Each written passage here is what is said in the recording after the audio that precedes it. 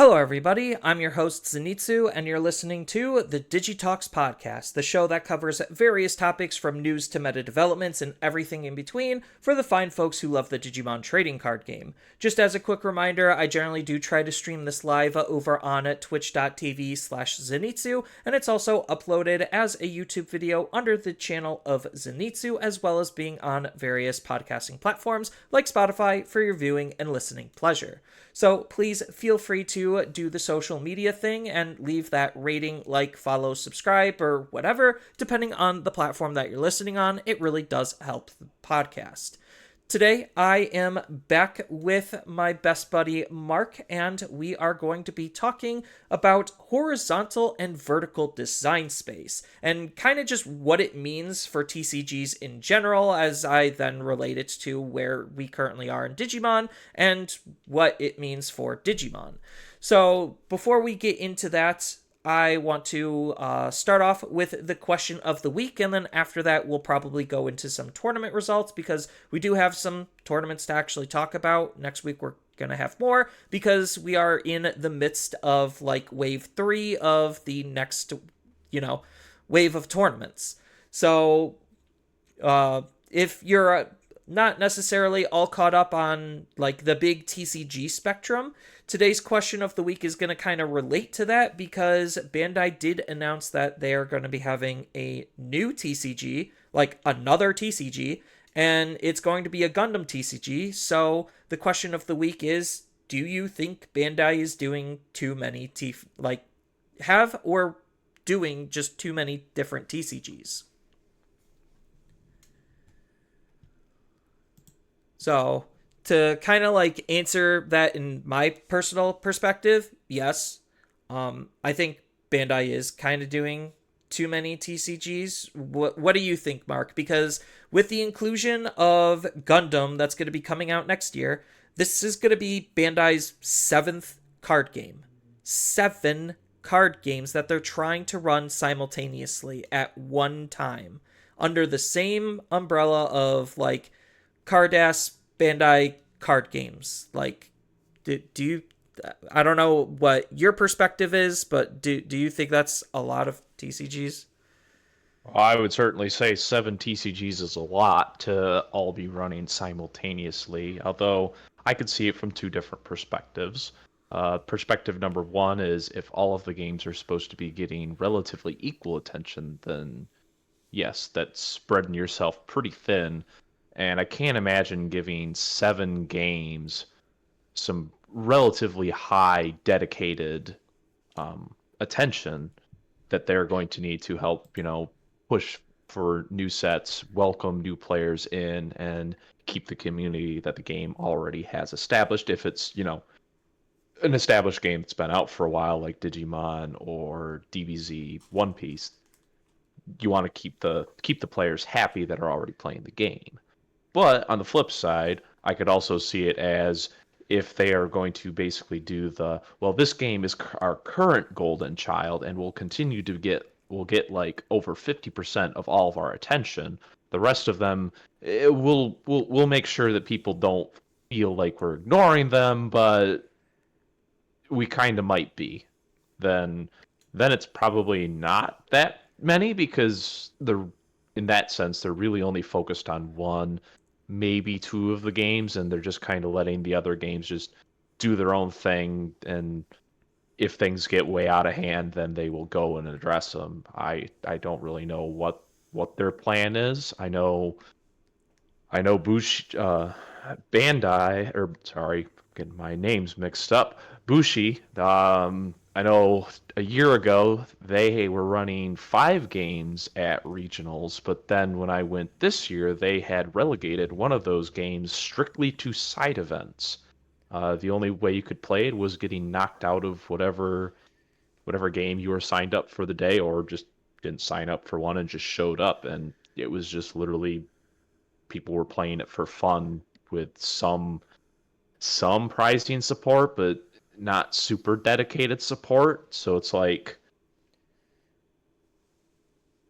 you can kind of tell where their priorities were, where they were trying to focus. They're trying to limit their focus as much as possible to what they feel like they can manage. Yeah, and like I think Bushiroad and like other companies is a really like I always like learning from other people's failures because then that keeps me from failing because I don't need to make the same mistake they did. And I feel like a lot of other TCG companies, well, I guess not really a lot of others, but a good portion of some of them, they have tried to run multiple games at once, and it's not an easy task. Even if you are used to like having multiple TCGs or have made multiple TCGs, it's just not a feasible thing.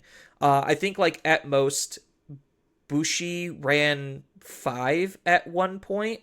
They'll try to like run 3 to 4 to 5 at most, and then half the time they'll just end up reducing it back to 3 because that's what they're like comfortable with. Um, and right now Bushi is in a 3 card game era between Vanguard. Technically, if you want to count Vanguard's different formats, then sure. They're running a couple of different TCGs, but I just see Vanguard as Vanguard at this point because I'm just so detached. But like they have Vanguard, Shadowverse, and Weiss Schwartz, and that's pretty much all that they're running. Back when I was more in the Bushy sphere, they had Luck and Logic, Dragonborn, Buddy Fight, Weiss Schwartz, and Vanguard still.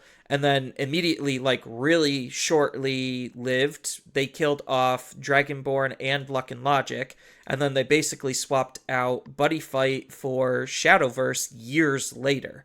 Like Buddy Fight died, and then they just were sticking to their 2. And then Shadowverse was their new 3rd.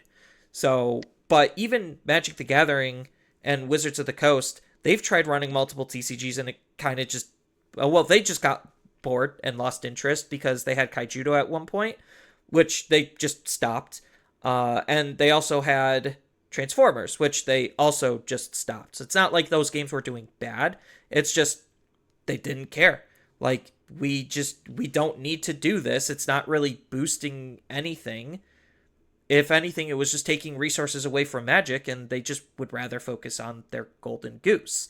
Pokemon hasn't ran any alternative TCGs. I know I Spy kind of runs some for anyone who actually plays I Spy games because they have Gate Ruler and Force of Will, but not really a whole lot of people play them. So that's just a shell company at this point, just running ghost games or zombie games is what I like to call it. Like they're still alive. It's just nobody cares to play them, but there's enough people for the company to say, hey, even though this isn't successful, it's still barely profitable. We'll keep our current players happy. And that's kind of all I Spy is. But even they have only 2 TCGs. They tried to do a 3rd, but that kind of didn't go very well either. So, like, you could see this repeating trend of usually when companies try to do more than, like, 3, things kind of fall apart. Well, and as somebody who doesn't necessarily know, but does Konami just run Yu-Gi-Oh as their TCG front? For the most part, I don't actually think Konami does any other like hardcore TCGs. And even right now, Yu-Gi-Oh technically has 2 variants because you have Rush Duel as like a completely separate Yu-Gi-Oh experience than Yu-Gi-Oh because it's operating under similar rules, but they're just different. And like they also technically have Speed Duel, but Speed Duel was supposed to be like base Yu-Gi-Oh Light, and try to make it faster, so I don't exactly count that.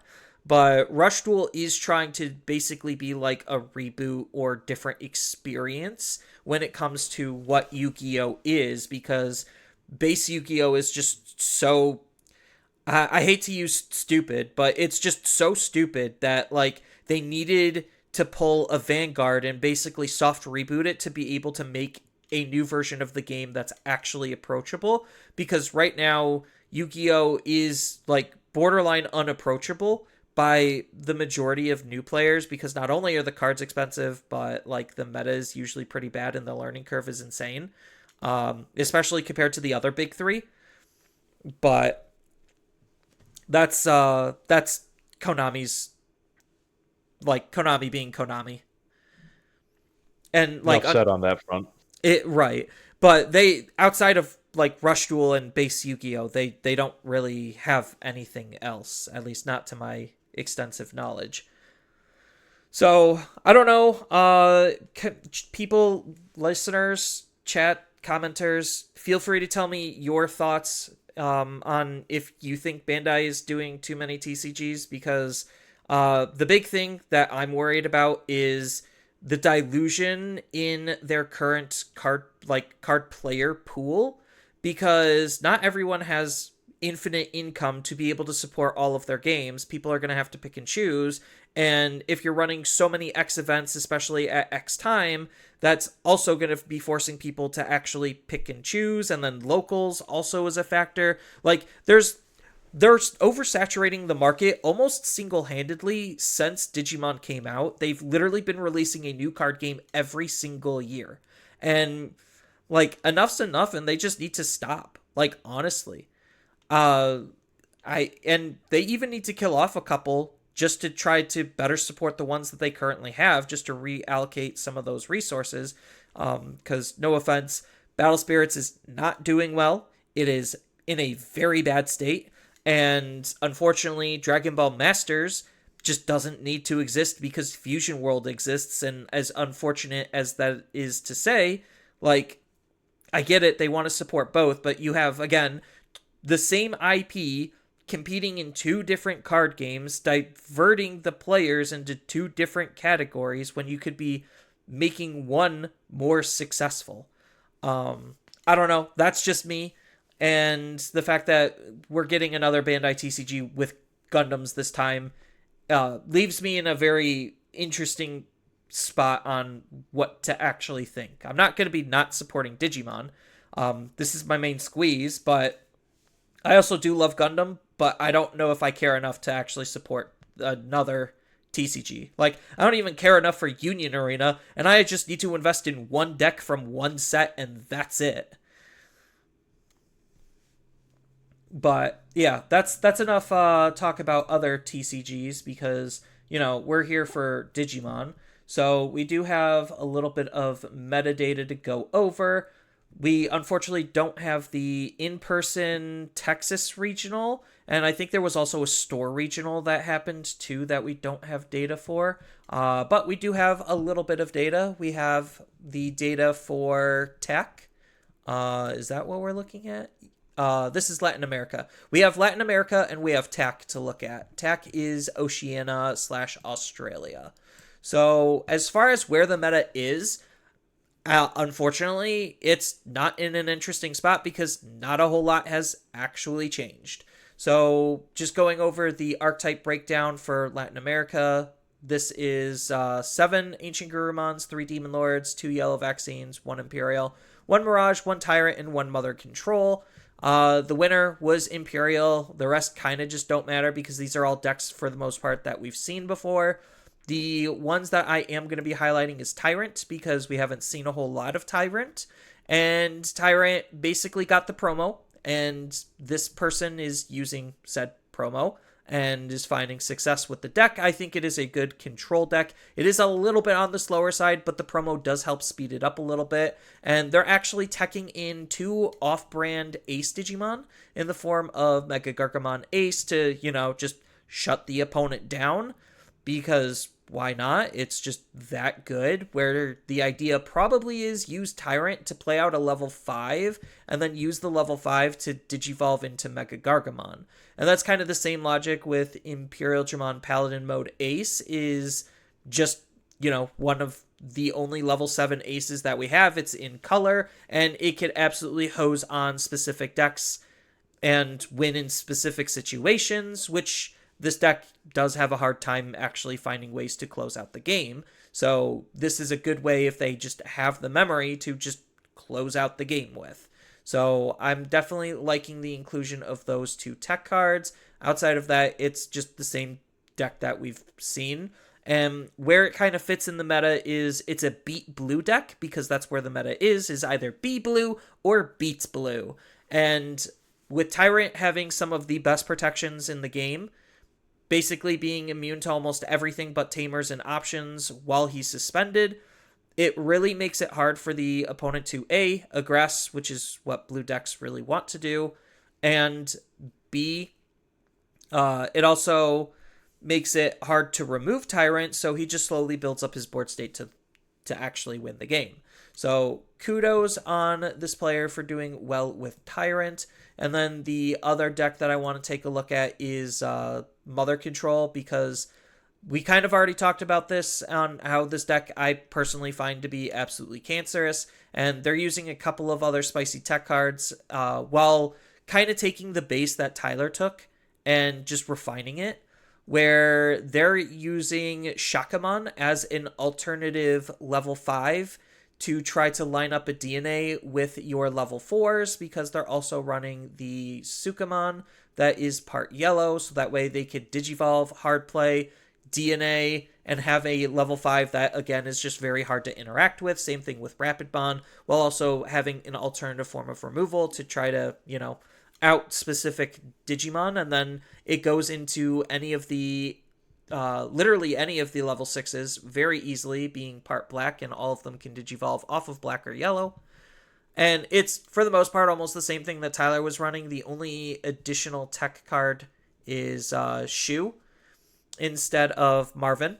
So Shu is here literally just for Mind Link and is a memory setting tamer, which I think is a little bit redundant because you have Tai to do that, but whatever. And then, speaking of ties, you have the starter deck 5 tie to basically have your mother be able to multi-block, and, having already a invincible by effects, 15k blocker by as early as turn 2 out of nowhere is just still very hard for a lot of decks to deal with. And then they're also running Giant Missile for more removal, but it's, for the most part, the same type of concept, just done with a slightly different twist. So it seems like, compared to all of the Mother Control decks, Black Hybrids is looking to be the best variant in case you actually want to try building this toxic mess. You're more than welcome to. The deck's having a hard time winning because blue decks still are able to get around it to try to out it, on top of the fact that it's just slow. So it has a hard time winning, which means it has a hard time, actually taking games. It actually caused, for the last English regional, the tie rate to go through the roof. So yeah, ties are definitely becoming more of a prominent thing. So that was the Latin America event, and let's just go over the tech event really quickly. Because again, the meta really isn't changing compared to what we saw in terms of deck diversity.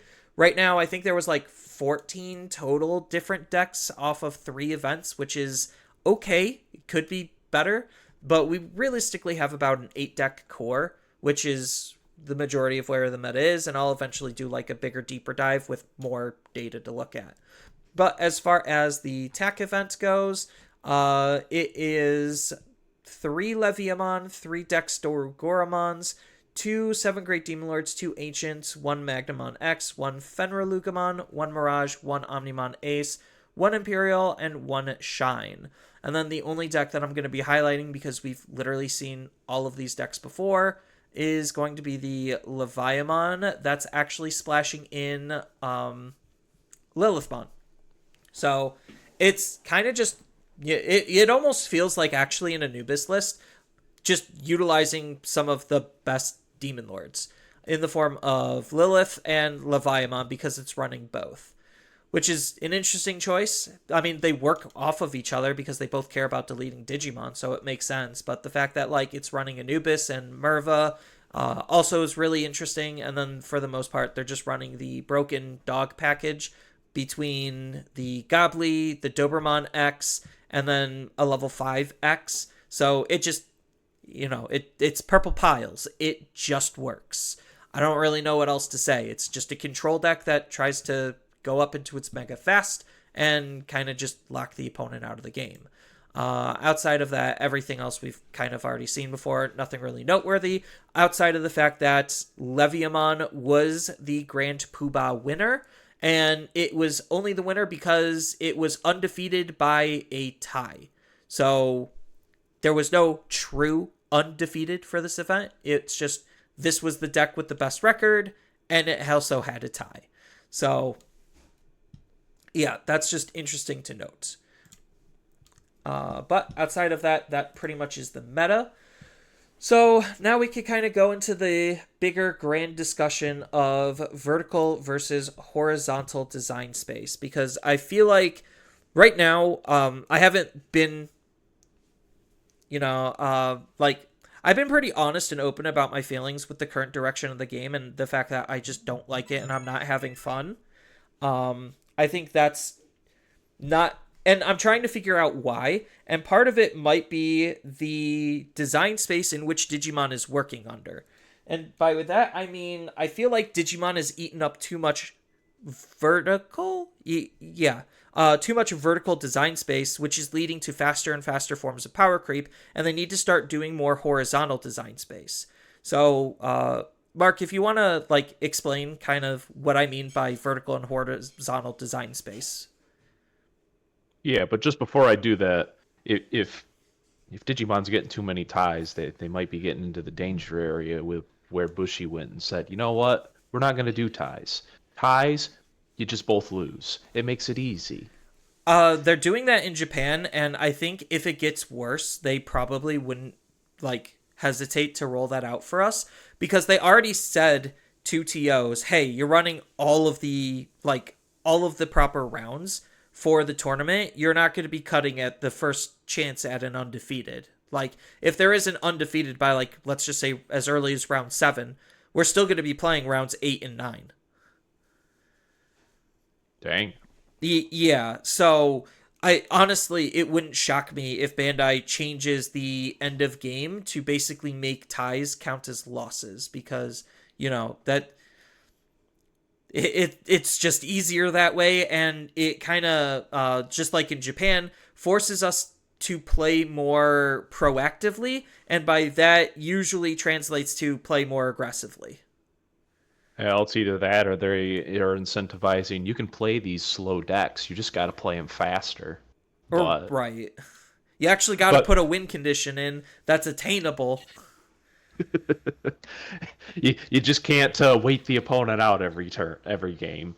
No, But but I that did see some games in Japan, like at the higher level, where they basically got to like lockout situations, and it was basically who can unlock the board state first kind of just wins. And as interesting as those games are, I think they're also just kind of stupid and degenerate, where it's just like, I'm preventing you from playing the game, and you're preventing me from playing the game, so we're going to sit here and twiddle our thumbs and do nothing until we figure out a way to get out of this lock.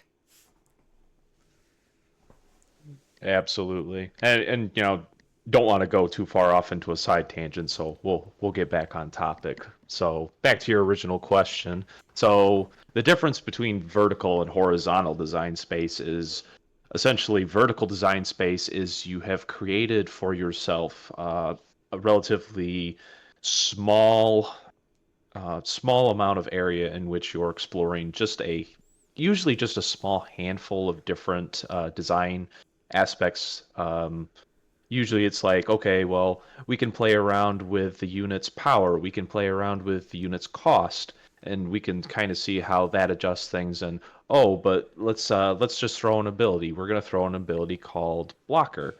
So how can we put blocker on a card to change things, and how can we kind of change potentially like the text that interacts with blocker, or abilities that might interact differently with blocker. And essentially, vertical is you're taking a small slice of your design space and you're seeing how far you can stretch it. Obviously, at the very bottom is going to be just the most entry level. Just yep, we just threw blocker on this card. Oh, we found the blocker cards need to be a little bit stronger than their more generic or trickier counterparts, so we can adjust for that, and we can add additional things to these cards with a blocker to elevate them. And essentially you're just trying to find everything that you can do with this design space until you have essentially reached a limit. you could argue that there really isn't ever a limit, but it definitely, you will get to the point where you're starting to get into just absolutely crazy nonsense where it's like, are we breaking the game at this point? It kind of feels like it. The opposite of that is horizontal design space, which is kind of how you get to those areas where you can start going into the vertical design space. Because horizontal says, essentially, we're not going to do a real deep dive into anything. We're just going to open the horizon to the possibilities. Hey, what would happen if we gave cards an ability that allows them to deal like piercing damage? So if they destroy the Digimon in front of them, they also it punches through and hits a security. It's basically basically like the sandbox and just like throw any old idea out there. We will run it against, we'll play it through, we'll just see how it does, how it interacts with the existing design space, and if it's something that's worth like continuing with, then it kind of gets moved into that horizontal design space where they can more thoroughly flesh out how they can change that ability or do things with it that make it stronger, faster, better, able to better interact with things.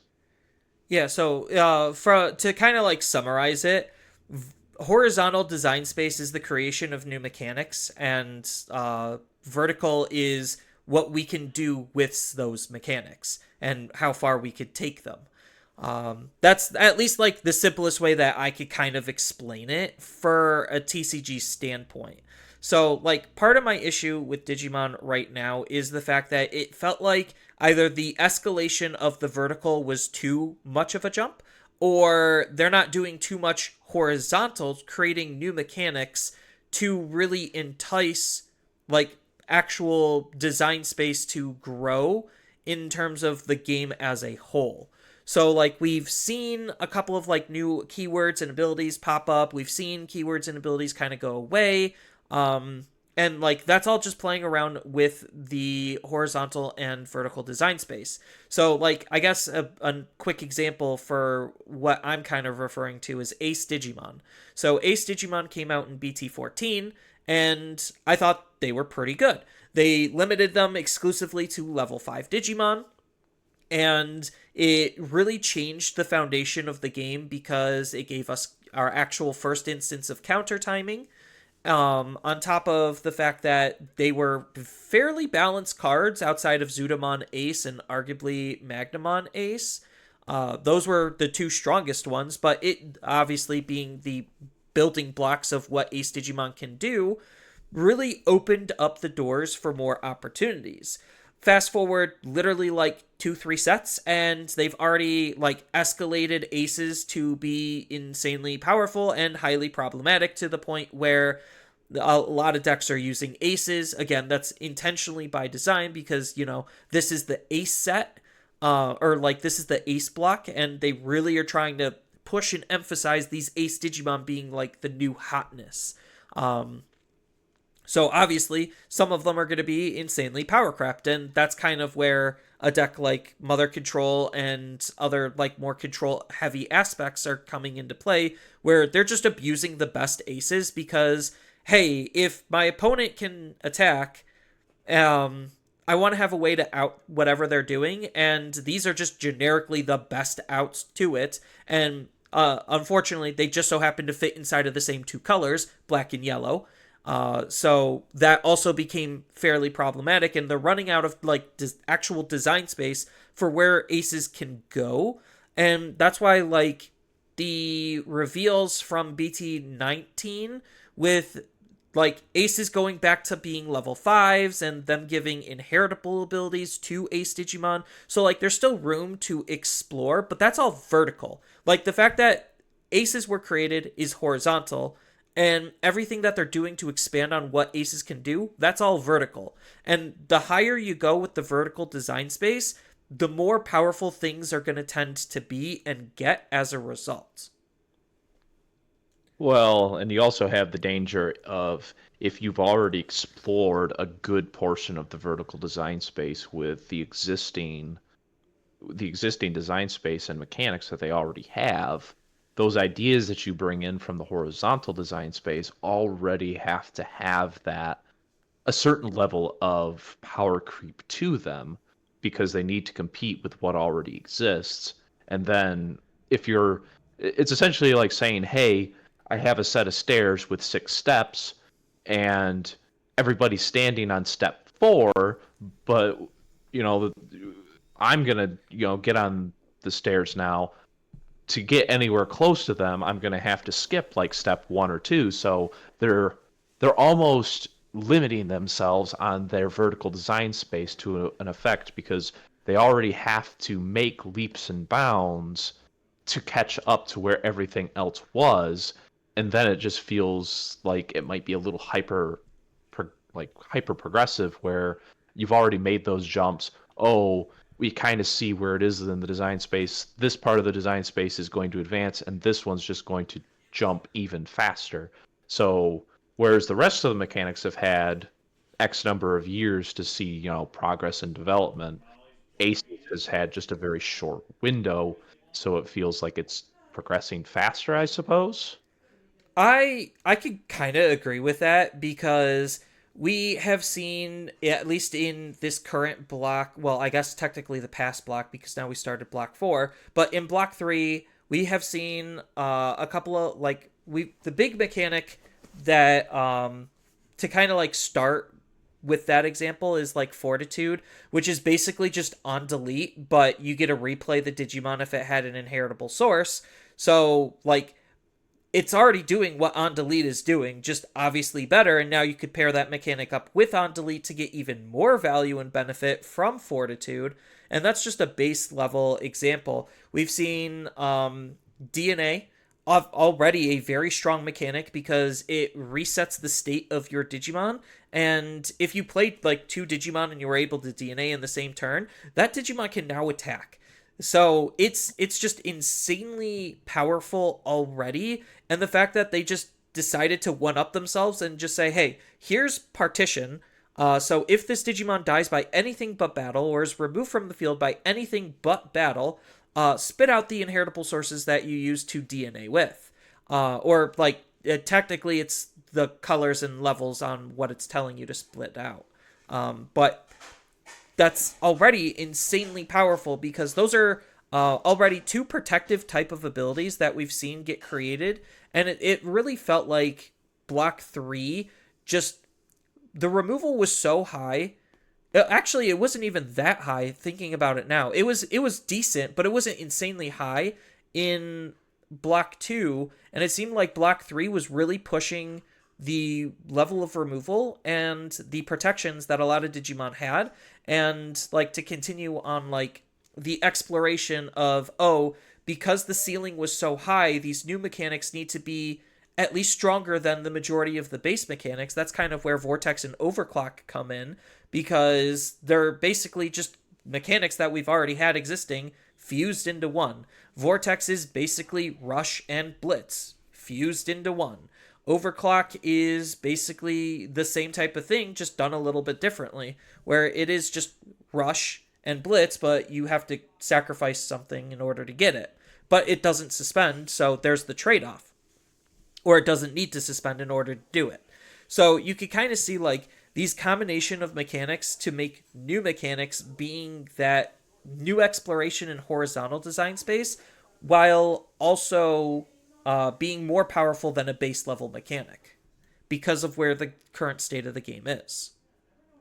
Yeah, exactly. I mean, the designers obviously must have looked at those mechanics and said by themselves back when, the game or when they were originally designed, yeah, they were perfectly fine as is. But as the vertical space progressed, they're like, well, I don't think there's anything left that we can do with these mechanics. And it's like, well, we can just put them together.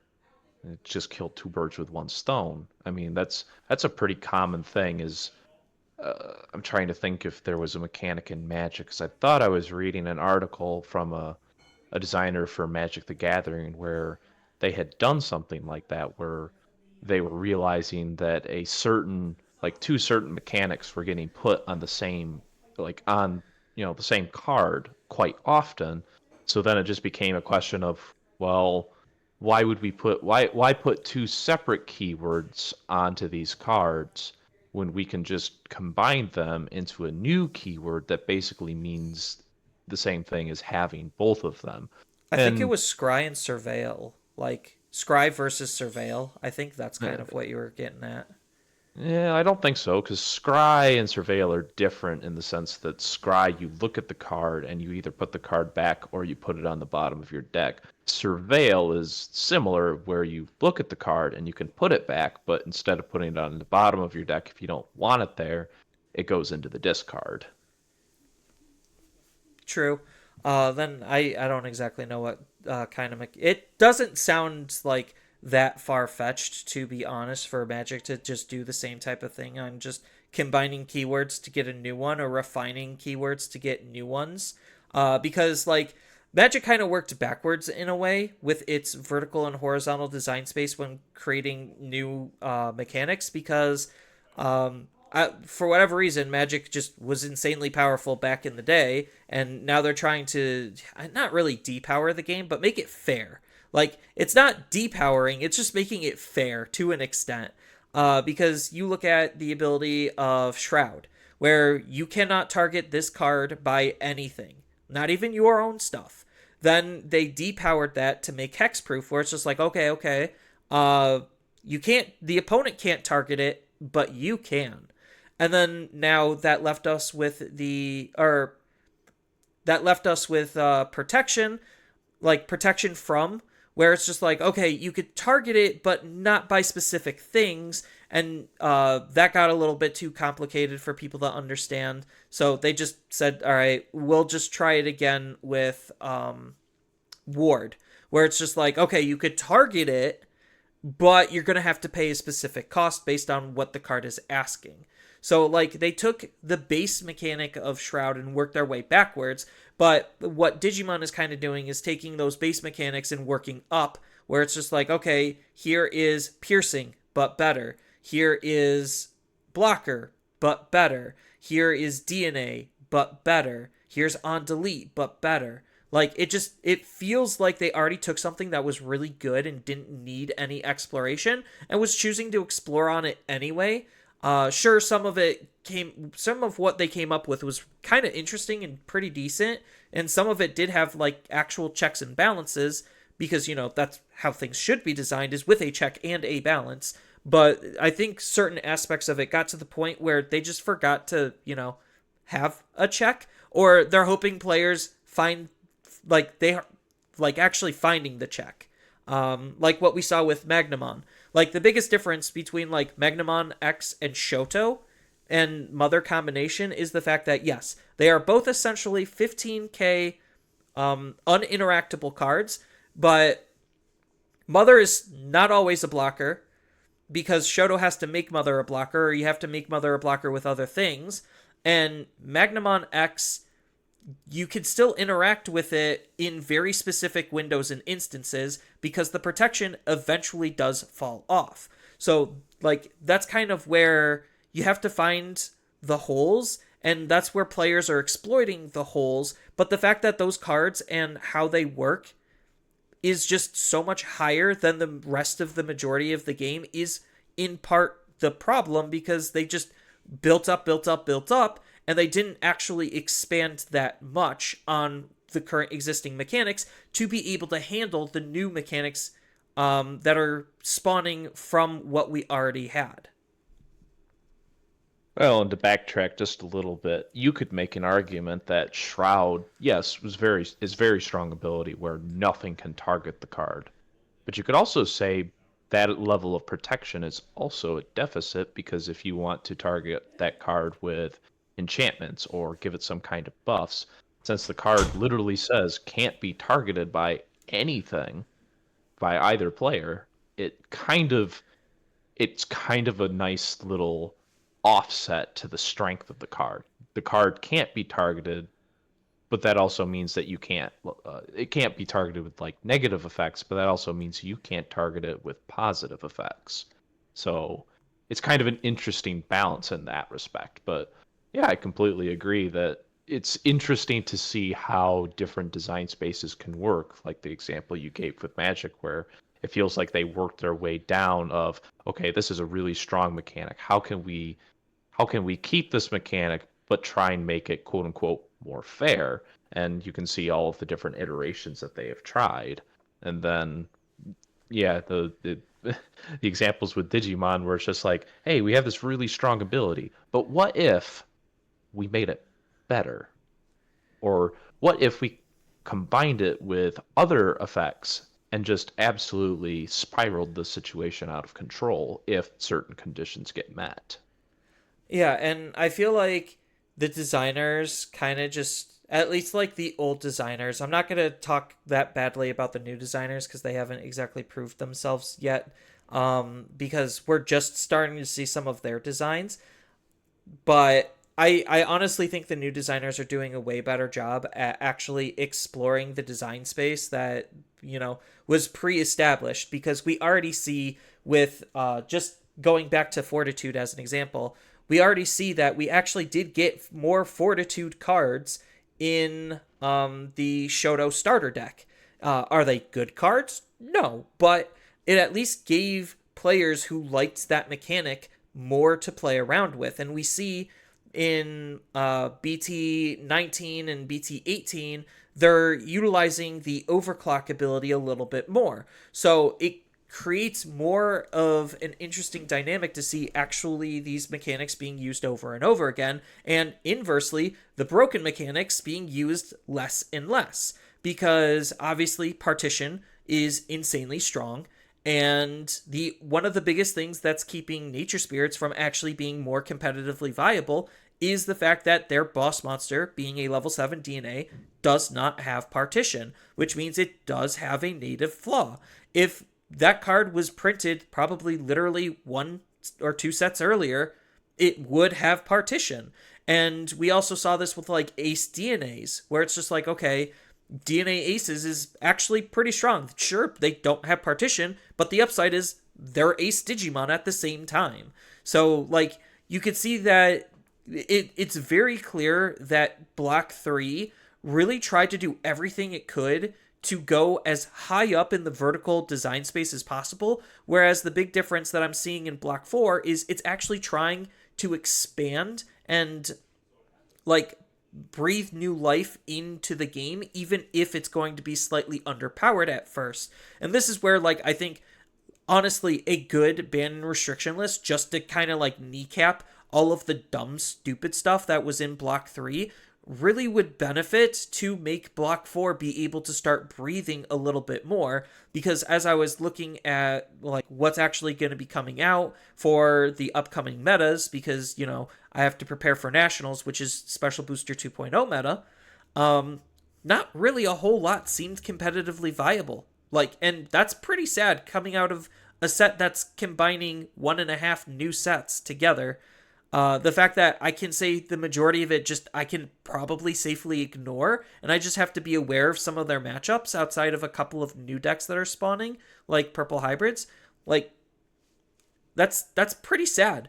But again, going back to like Special Booster 2.0 and Block 4, you can see that, yes, they're expanding what hybrids are doing as well. So it's not like the new designers aren't exploring vertical design space as well. They're just trying not to make it as big of a leap as anything that was printed in Block 3, because Block 3 kind of went absolutely ballistic in terms of the amount of power creep, an egregious amount of power creep that was put into that block. So thank you, Bandai, for taking the old designers and getting them out of there, so that way, hopefully, this new block and this new designer actually can, make good stuff again.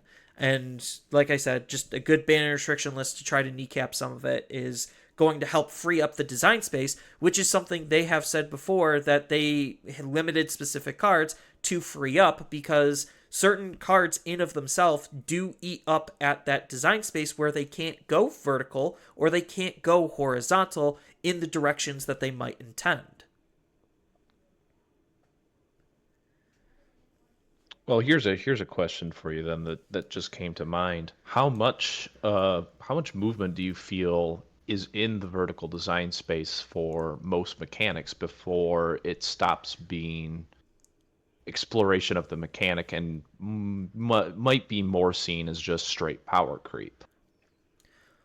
So I think that's actually really hard to answer because there's no actual way to like quantify what a movement looks like other than when it happens. And I think like I almost want to say like just follow a couple of very simple rules and you can minimize the amount of leaps that is going to be in that design space. So like going back to Ace Digimon as an example, we did not need as high of powerful level 6 Ace Digimon as what we got in BT16 by BT16.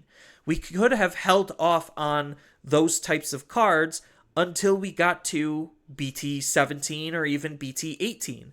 Like, that's. They could have just continued to explore with what level 5 aces can do before they moved on to level 6 aces and then DNA aces, and I think they just, like, did too much too quickly to really eat up at what the design space was allowing for the ace mechanic. And as we are currently seeing right now, it's kind of making the game slower, which is probably what the designers intended, because now combat is becoming more and more tricky because we need to out the Digimon before the ace, but with all the high levels of protection that's also put in, it makes it that much harder to actually interact with the opponent's Digimon to not fall victim to their ace. And what are you going to do? Just do nothing as the answer and hope they just don't use the card in the way that you think they do to try to out your field? Like that it creates a feels bad situation that could have been almost entirely avoided if they didn't use up so much vertical design space so quickly. Yeah, I can definitely see where that's making sense. I mean, it I guess the true answer to the question probably just circles back to the question, what do you define as power creep? Because you could obviously start with a very strong mechanic and work it down. Obviously, you could argue, well, if the mechanic was borderline broken when it was designed, and we just simply made nerfs to it over time to make it more palatable, then you could argue, yeah, they were working in the design space and not doing power creep. But you could also make the argument, well, it was already power crept to high heaven when they started, so they just simply made the ability more fair. But at the same time, I find it hard to quantify because no mechanic exists in a bubble. So it's like, well, yeah, in these instances, we could make changes to how this mechanic interacts, and it will make it better, but it's not absolutely broken. Whereas with other effects in tandem with it, it's like, oh yeah, there's absolutely nothing we could do with this mechanic and make it any more fair because it's already absolutely busted. And that's kind of where Digisorption and Digiburst kind of were in, where they just worked themselves into a corner to where they just didn't want to use the mechanic. And when they tried, it was severely watered down compared to what it used to be. And players obviously weren't gravitating to it. So they were just like, all right, we're just not going to do it anymore because it's not worth doing. Because Digiburst, you got, like, for getting rid of your inheritable sources, you got some insanely good benefits. And yes, you could make the argument that, like, okay, Digiburst wasn't that great and its support was rather limited, but for where the current state of the game was for when that mechanic came out, it was very divisive on how it was actually used, because 9 out of 10 times it was used as basically like an OTK facilitator to try to do some insanely degenerate stuff. And you could kind of see that they slightly reworked how Digiburst worked with Bagra Army to kind of take the same type of concept but put a different spin on it. And I think like that's an exploration on horizontal design. Like, it's not really an exploration in horizontal design space doing like from Digiburst to Bagra. I think that's working in the same design space, but it's working in a vertical fashion, whether that's up or down, because you did introduce or like mention something where it's like, yeah, you can start with a horizontal design space that is too vertically high, and then you have to work it way down, but you're still exploring what it is capable of doing in that capacity. So it's still an exploration in vertical design space, even if the base started way too high. Yeah, basically the concept of if I start at the top of the stairs and work my way down, it's still vertical. It's just maybe not what people would normally imagine in the card game design space because you're always imagining the power level going up. Right. And right now we're seeing a couple of other explorations in terms of the vertical design space with something like Decode, where it's basically partition, except it's on a single stack Digimon that wasn't DNA'd, which you could argue is basically like Fortitude, but powered down because it's spitting out an inheritable rather than replacing itself with itself as long as it had an inheritable. So, like, you could kind of see that there still is some design space that they're working with that type of mechanic, all stemming from what a Digimon being deleted actually means and does, and how to navigate and be able to mitigate that type of ability. And unfortunately, I think right now, where we currently are, there's just so much protection that if your deck doesn't have like native protection or isn't like actually an OTK based deck, it's gonna make your like the viability of that deck significantly lower, because now we're adapting to not only high levels of removal but high levels of board retention as well. And I think like that's just another compounding factor that was just a subsequent thing that came from Block 3, introducing a whole bunch of new levels of protection that we have not even seen before. And this is why they're not necessarily trying to recreate those same levels of protection, and they're trying to have like a little bit of more outs to what they can do and what they mean. Well, and to circle back to something that you kind of touched on that I'd like to explore a little bit more, how often would you say it happens, if at all, in Digimon, that exploring too high in the vertical space in certain mechanics has narrowed the horizontal design space? Because as certain mechanics became more developed and more powerful, they found that other mechanics just simply they found that there was just nothing that they could do with those mechanics per se to make them competitive enough with the other mechanics that were getting a much higher progression in the upwards direction.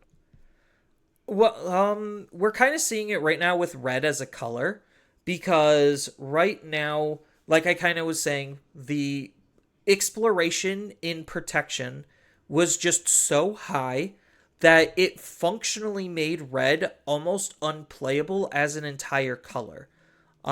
Because red's removal type is deletion, which is arguably the weakest form of removal, because now we have stuff like, oh, here's Decode, Partition, Fortitude, where it's just like, okay, my Digimon gets deleted and then I replace it with another Digimon. So your deletion really didn't do or mean that much. And then the other thing that they were like locked out of was the fact that Bandai just kind of doesn't want as many OTK decks, like new OTK decks to form, so they're not making things as insanely powerful to close out the games in a single turn anymore. So like Red has to default to the tools that it has to try to not delete the Digimon anymore, because that doesn't mean anything, but to try to punch as hard as it possibly can. And if they can't get over the opponent's like blocker DP threshold wall, then again it just further goes to eliminate what is actually viable, and a lot of red decks don't necessarily have the ability to hit those specific metrics to be able to be competitively viable, which is why red basically disappeared from the entire meta kind of as of BT, I want to say BT 15 or EX 5. Like around there was when red was starting to fall off really hard, because it wasn't able to keep up, and deletion just started mattering less and less and started actually being a punishment for them rather than a reward. Rest in peace, Red Hybrids OTK. I mean, we still have Ancient, but it's a little bit harder to do consistently when it comes to its OTK. So like it just tries to like be what Blue Hybrid is doing, except Blue Hybrid is just better. So like it just that's kind of where two things are fighting for like the same style of design space, where it's just like one's obviously going to be better for the environment than the other, even though they're both doing almost the exact same thing. It's just, you know, one just mechanically is richer because of what it's doing and where the game currently is. So it's like getting an extra security check right now just does not matter. Like security attack +1 just doesn't matter when you could just have alternative ways of just removing the security. The check is actually safer, so you're not triggering any abilities. And like if your Digimon deletes itself, there's nothing for the opponent to really interact with. So that's like where the current not really hybrid ancient decks are kind of working with in terms of how they're fitting into this meta. It's just red wants to delete the opponent's Digimon, which is worse than bouncing because now you're not triggering half of the protection effects. Right, because if the horizontal design space was explored, or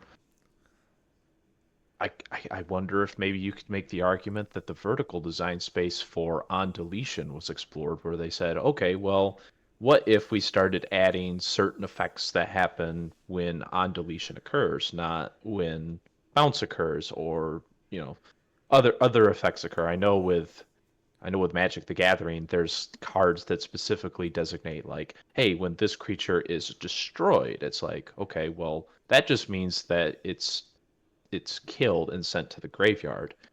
I can circumvent that by saying, no, no, no, I'm not sending it to I'm not sending it to the drop. I'm going to exile it. So you don't get that on destroy trigger anymore. Like honestly, this is kind of where the design space like vertically was too high on the protections, which made red borderline unplayable as a color. And now they need to, in order to circumvent that, either go horizontal for red more specifically to explore what it could be capable of to be able to actually be relevant again, or the other way is to vertically take what red is currently doing and find a new level of power that it could attain to be able to remain relevancy.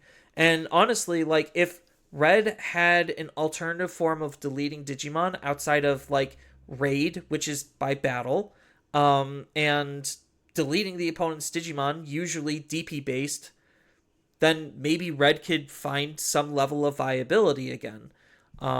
So like maybe instead of just I don't know, like maybe an exile would be kind of neat for red.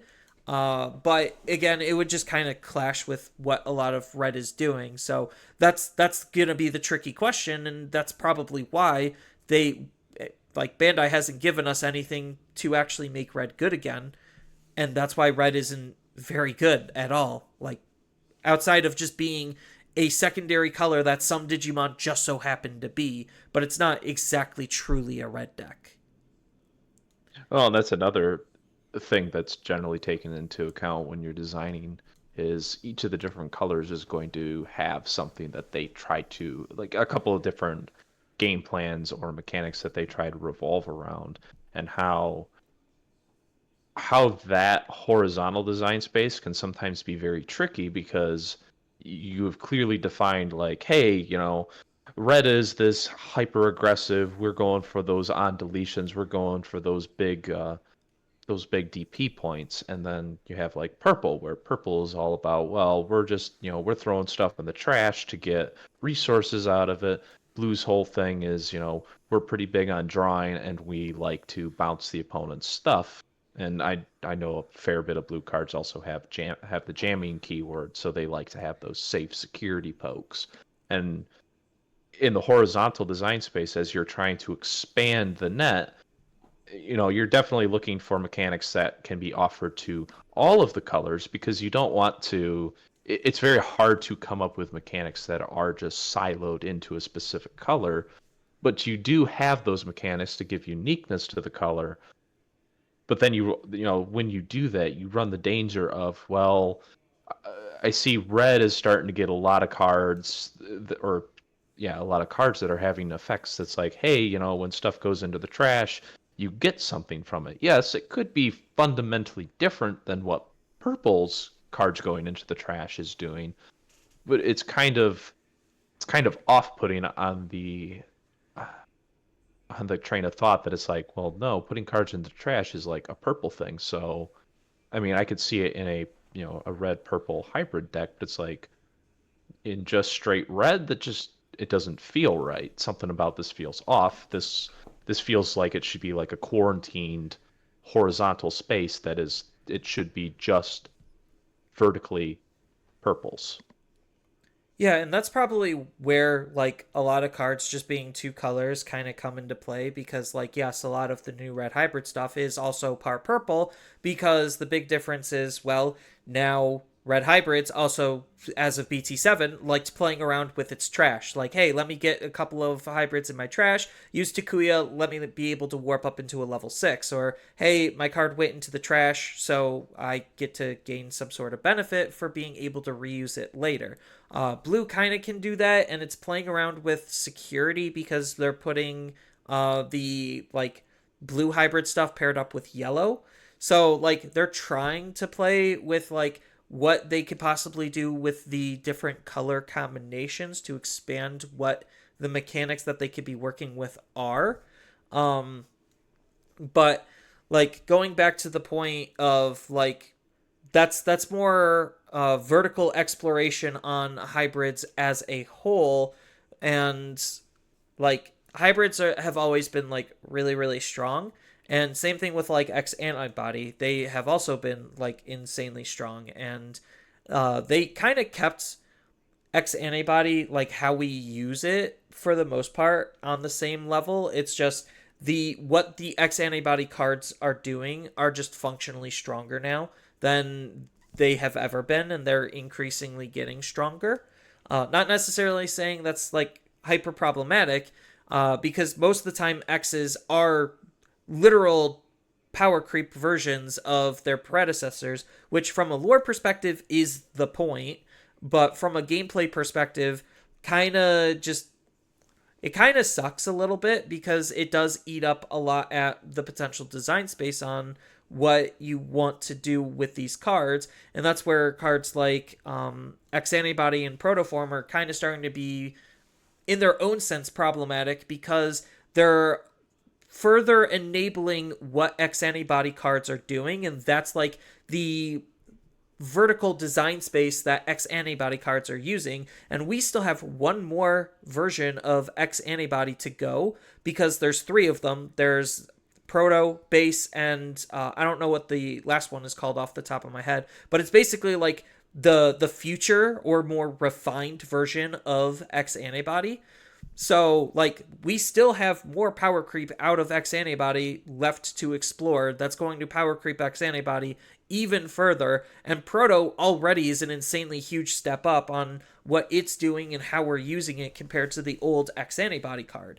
So, but it's really tricky on what they pick and how far they go and explore. And I feel like each set should generally introduce or try to introduce new horizontals to start building off from, but they haven't exactly been doing that recently. And the majority of it has just been straight up vertical, which is why we're feeling that the game has been like more powerful recently, and that's because because they've done nothing but just power creep current existing stuff, and they haven't exactly created anything new. Well, and I mean, I know for Magic the Gathering, I won't say that that's their current design space, but I know their previous design space was very big around that, where when a new block was coming out of their big focus was, okay, what's our new mechanic going to be? And it's not just going to be when they were doing the three set blocks, it wasn't just, hey, what's the one mechanic or one or two mechanics that we're going to introduce in the first set that's going to carry through. What are new mechanics that we can introduce throughout the set?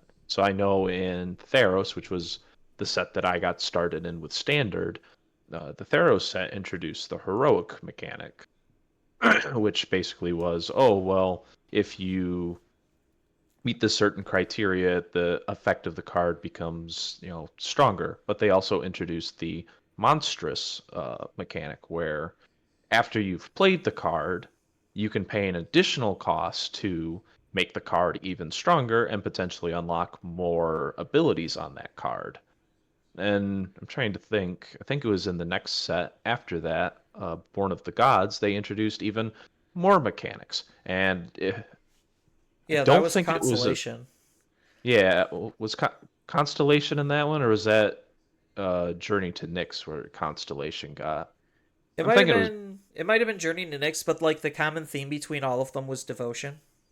Yes, yeah, devotion was also mechanic. But the point that I was working towards is there was a card in Born of the Gods, which was I think it was Born of the Gods, because he was in my Xenagos deck, but it was the Fanatica Xenagos, and it wasn't necessarily like a keyword at the time, but he had an ability that said when he enters the battlefield, your opponent gets to choose whether that card gets a +1/+1 counter or if he gets haste. Yeah, I Now, know I know the mechanic you're talking about. I just don't remember what it's called. if I'm not mistaken, I believe the mechanic that got spawned from that text became known as Riot. So, Oh, but yeah, yeah, yeah. the difference being was instead of your opponent choosing which one happened, you got to choose which one happened. Do you want to give this card haste or do you want to give it a +1/+1 counter?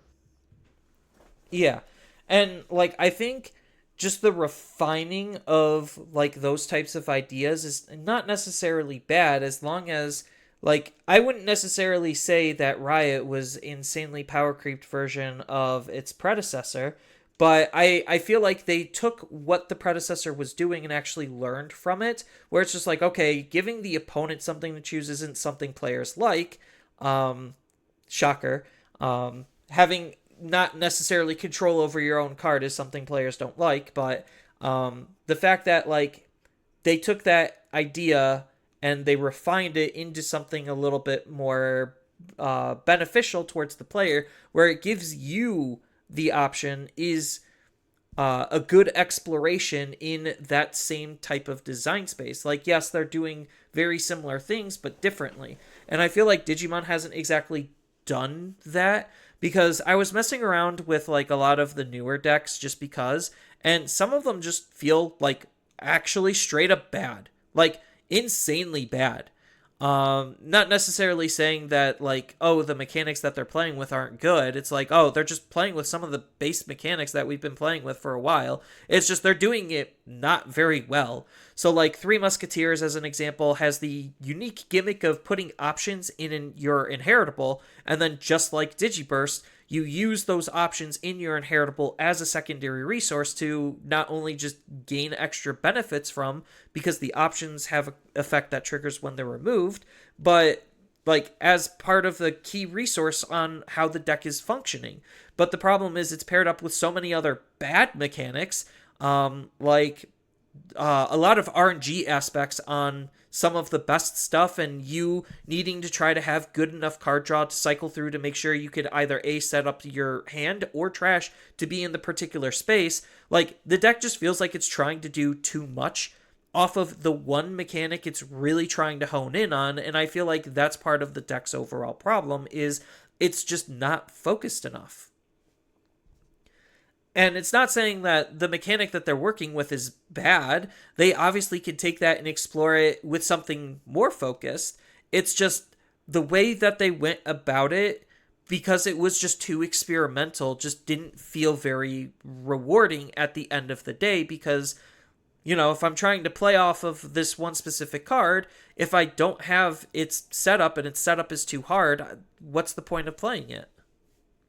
Well, I mean that's always a potential pitfall where a card could be absolutely insane, but when you look at the amount of setup that the card requires, it's you have to ask yourself, it's like, is this even feasibly possible?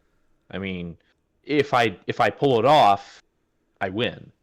But the chances of me pulling it off are, I don't know, in any given circumstance, it's maybe less than 5%. It's like, at that level of consistency, who, aside from somebody who just wants to play it just to meme on other people, it's like, who would competitively want to play this deck when it has such a low chance of popping off? And I will be the first to say that when you are exploring the horizontal space, looking for those new mechanics, looking for those new keywords, a lot of times it does feel kind of awkward at first, because it's like, well, it feels weird. This mechanic doesn't have good payoff. This one just feels way too random. There's not a lot of consistency. I mean, you have to be willing to roll the dice on a mechanic to kind of get a feel for where it lands in the current space. And after that, it's like, okay, we threw it out there. We started getting feedback on what the problems were. What can we do to more refine it down so that it addresses the issues surrounding this mechanic?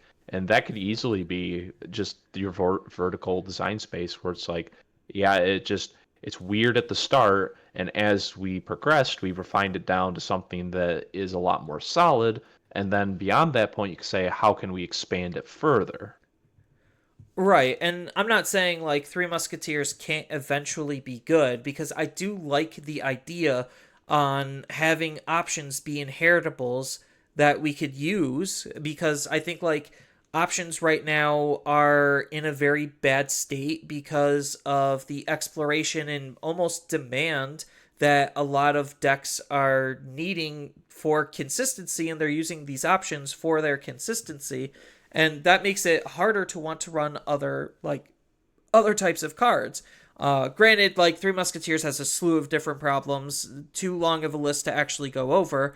That's deserving of its own separate video if I do one. Um, but the fact that like it's still trying to do too much because of just what they're trying to do with it is part of the problem, because they threw too much, not necessarily at the fan, but it was just stretched too thin on what they wanted the core mechanic to do. Like, if the idea on Three Musketeers was to have options be inheritables and use that as a resource, don't make the options insanely expensive in order to get into your inheritables as a resource. And then because they have so many different ways that they're trying to pull it from, and so many different places, it makes it that much harder to prioritize which ones should I actually be focusing on in order to do what the deck needs to do. Because the purple cards want to pull it from the trash, the black cards want to pull it from the deck, the red cards want to pull it from the hand, and because it is trying to do a little bit of everything, it does nothing that great, and it just bogs the deck down to make it more awkward. So I think like literally if they were to take that type of a concept, it needs to be more cohesive in what it's trying to do, and the current iteration of Three Musketeers just isn't that, just as an example. To change topics on you a little bit, to ask another question of you, when it comes to the horizontal design space, obviously, we could talk about physical versus digital card games and how there's a lot of differing variations, but in a sense, is there, and I already know the answer, and that I already know how I would answer this, but I want to see what your thoughts are. Is there a hard limit to certain mechanics being explorable in the horizontal space in a physical card game? Technically, no, but realistically, yes. So what I mean by technically no is, I had when I was working in Ohio on Argent Saga, my roommate at the time, bless his heart, Ryan Milds, I love you, like as a friend. He is an insanely skilled like competitive card game player. Right now, he was doing absolute gangbusters in Lorcana as his current endeavor. he was doing insanely well at Magic too, and he did good at Yu-Gi-Oh when he played it. So he's just a god at whatever card game he touches. But he had this philosophy where it was basically a removed from zero. Zero being I win the game on the spot. So how many steps removed is this card from zero? And that's kind of the mentality that he kind of formulated on how he was able to do card analysis and what made him so good at it. And like from a design perspective, I think that's also kind of in a weird true sense where it's just like if the absolute pinnacle is zero, which is I play this card, I win the game on the spot. What when it comes to vertical design space, it's how many steps removed from zero is this card actually? So like the fewer steps, the more powerful the card is, obviously.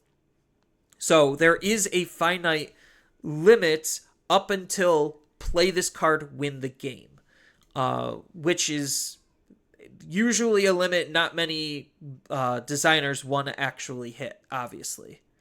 Some will, because you do get those auto win condition cards, and you do sometimes get them to be too good to where that is more meta defining. But that's kind of like the mentality that I go into when I'm looking at how much vertical design space is actually left in that area is how many, like, what's the most current powerful version and how many steps removed from zero actually is it? Okay, but back to my original question, how does that apply to the horizontal design space?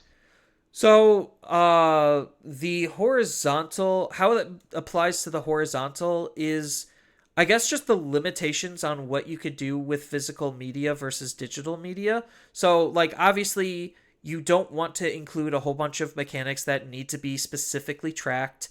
You don't want to play around with mechanics that generally use up too much board space because that is a actual physical limitation most of the time. So like there is a finite area of horizontal design space that a game generally would explore. Before you start getting into some of the harder stuff that would bog down the game in terms of what actually makes the game it currently is. Like there is a finite horizontal design space. What that horizontal actually looks like compared to vertical is something different though. I don't exactly have the best answer for like what that limit is compared to vertical. Well, I think it just kind of circles back to where you started with the vertical one, where theoretically there is no limit. You could argue that you could do just about anything in the physical medium that you could the digital. The big problem is how long does it take, or if so as a perfect example is just like, oh well, I have this card that just randomly deals one damage to something. It's like, okay, well, how do you decide how it does the random one damage to something? Because I mean, if it's anything on the board, then there's multiple targets. It's like, well, it can't just be like a die roll, or it becomes like, okay, well, I need to do a die roll to see if the damage happens, and then I have to do a die roll to see what it actually hits. It's like, yes, you could design that in Digimon. You could have those weird like RNG, a thing may happen, a thing may not happen, and if a thing happens, does it randomly hit something? You can have those in the design space, but it's like it's such a cumbersome mechanic. Who really wants to actually do all of the actions in order to do it? If it's good enough, obviously, there will be people that will do it just because it's good enough. Yeah, I we're mean, we're already seeing that with a lot of like these engines and loop decks and just how efficient things have became recently. Which I think is a problem in of itself is they explored efficiency too much or vertically and they didn't explore efficiency horizontally. Which right. that's obviously a harder argument because okay, outside of literal like Digimon has its own levels of inefficiency and we thank god don't have direct searching and I think like once if we ever do get direct searching, that's a vertical leap, not a horizontal leap. And it could look like a horizontal leap because now we could explore what searching actually does. But I feel like that's like a misread in design, in where you're trying to explore. Well, you see, direct searching, in my opinion, is just a death sentence. But that's a topic for another time. But, Oh, big time. but there's a limit, I guess, in the point that I was trying to get at for physicals. Like there's a limit on what you can reasonably expect the players to do. I mean, and the more things and this was a thing that I remember having discussions with the game design instructor in college about, is just like, yeah, when you're designing a game, if you're relying on the players to physically track things, the player, you can only reasonably assume that the player can track so many things and consistently do it. And the more things that you're asking the player to track, and it might not even be that many things. A perfect example is when I was playing Vanguard at regionals. They just had introduced, well, I guess it had been introduced for a little while, but they had just introduced the energy tracker mechanic, where now you can use energy to do, certain things, or certain cards let you pay energy instead of paying the more traditional resource of soul blasting or counter blasting in Vanguard. And as somebody who hasn't played with the mechanic very much, I will be the first to tell you that that was kind of a pitfall. But it's like I forgot to charge energy so many times when I was supposed to, and thankfully most of my opponents were very forgiving on that, and they didn't care that I did it. As long as it was still my turn, they usually didn't care that I would charge out of order. But it's like, I told, there's so many instances like that. I just think back to that conversation and think, God, it's so true. The more things that you have to track, the harder it is to focus on what you're doing in the game and keeping track of all of these different, moving parts. How many moving parts can you reasonably ask the players to keep track of before mistakes start happening? Or say, oh, well, you have to track it with a die, and then the argument might become like, oh, well, that wasn't what that was supposed to be at. Or, oh, I knocked the dice over. I don't remember what number it was on. I think it was this. Those things that need tracking by other means, they can start bringing up, the question of like authenticity on, are they being tracked properly? Is the player being honest when they're tracking them? Because, there's times that you're just going to trust the other player to do their own, keep track of their own things, and they're going to do it honestly. You're not going to sit there and check every single thing every single turn, because you have all your stuff that you got to keep track of too. So how much can you reasonably expect the players to keep track of in their head before it just becomes so overwhelming that it's like, I don't want to do any of this because, my goodness, I'm getting frickin' memory block. Yeah, and I think like that is when games are kind of hitting a limit in terms of what that type of a horizontal design space looks like, because like you said, the more you start tracking, the more complicated things are going to be getting. And like Digimon's already a pretty simplistic game that doesn't necessarily need that much extra things tracked. Most of the time, the hardest thing to track is cards in deck, cards in trash, and cards in security, and cards in hand. That's depending on what you're playing against in the matchup. That's something you kind of just need to understand and know. Most of the time, we're pretty good about just asking it, but I feel like if Digimon were to have created like basically a second or tertiary resource system on top of the memory system, I think that's gonna like that would be a horizontal exploration, but not necessarily a good one. And I feel like to kind of like wrap things up and round things out, there, depending on what the type of game is, there generally should be a limiter on the types of exploration that you're willing to explore. If you explore too high, getting as close to zero as possible, when it comes to like just automatically winning the game, I think that's usually an issue. And when you get too wide, when now you're trying to introduce multiple different things that you need to keep track of outside of just the normal stuff, that again becomes too cumbersome. And like, there's usually a finite box that the game wants to be put in to feel as complete and rewarding as possible. And I think right now, one of the issues that I'm having is Digimon still has room horizontally to move, but vertically, we're getting into some very dangerous territories in a lot of different areas and aspects. And it'll be interesting to see, like, if they could expand that box to be able to incorporate more design space vertically for what they've already done, or if they just have to start moving horizontally and seeing what that horizontal movement looks like and where it can potentially go before they hit that soft wall that generally the game would start breaking at when more elements are introduced that become too complex.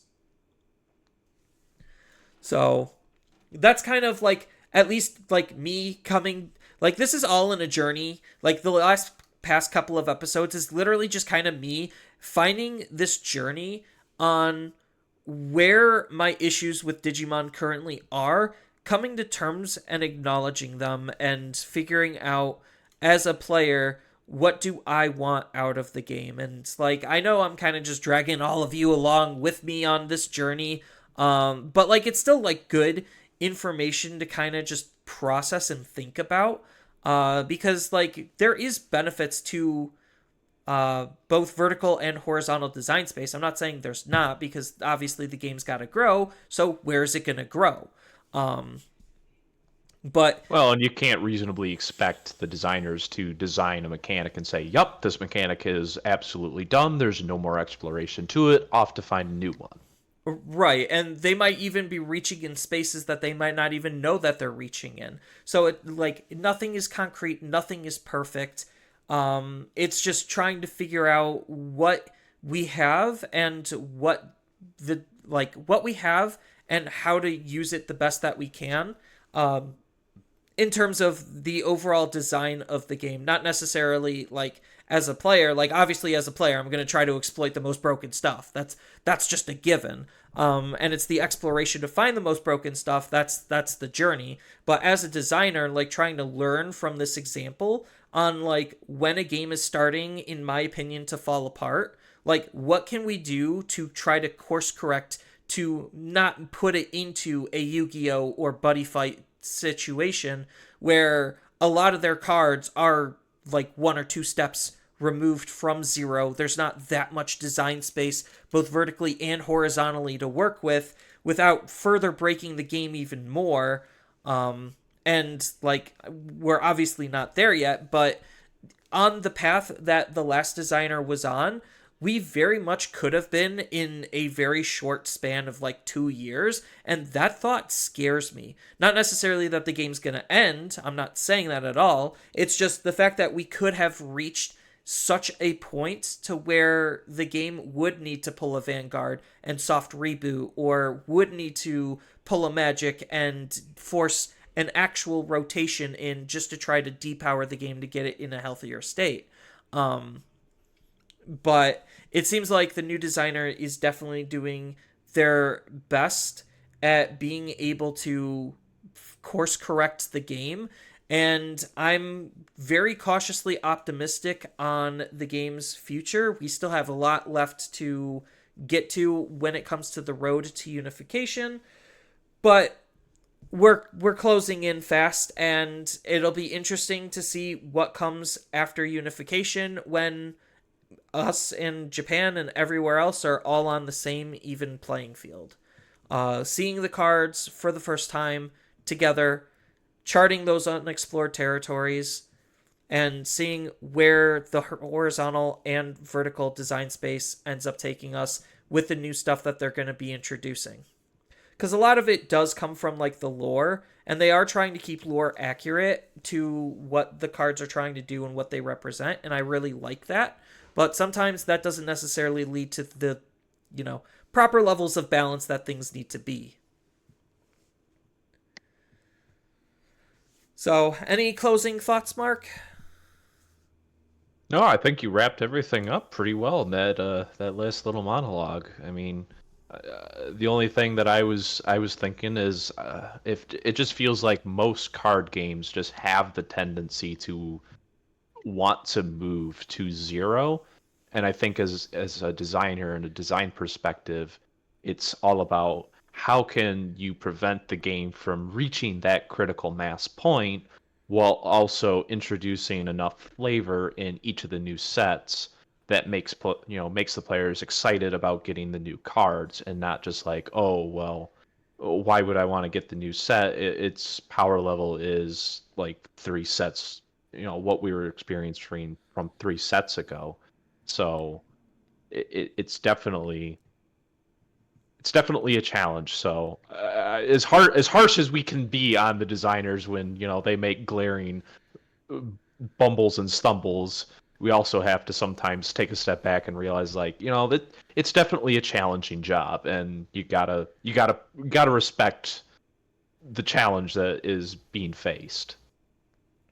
I 100% agree, which is why like sometimes shakeups in designers is needed because then you have that fresh new perspective to be able to look at things from a different angle to further be able to grow because this is where like working as a team comes into play where one mind is only limited like it's so limited to where you sometimes need new takes, fresh eyes, fresh blood, whatever it takes to try to figure out a way to reinvigorate the direction.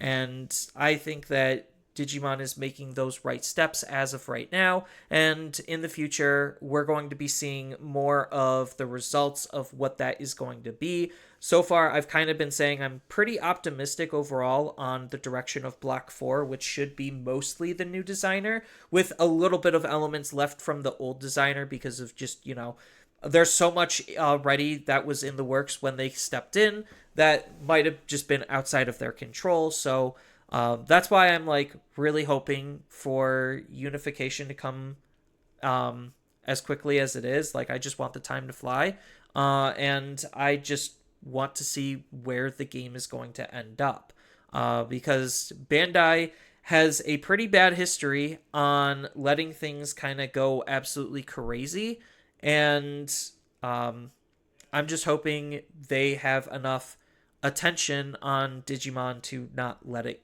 go as crazy as it could have been.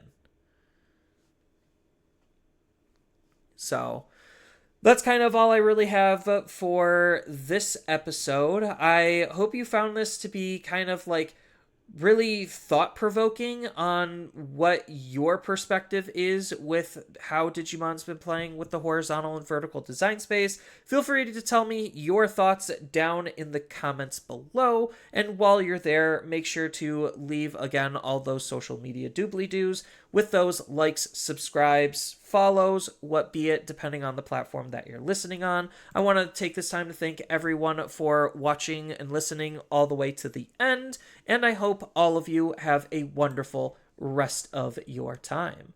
And I hope to see you in the next episode.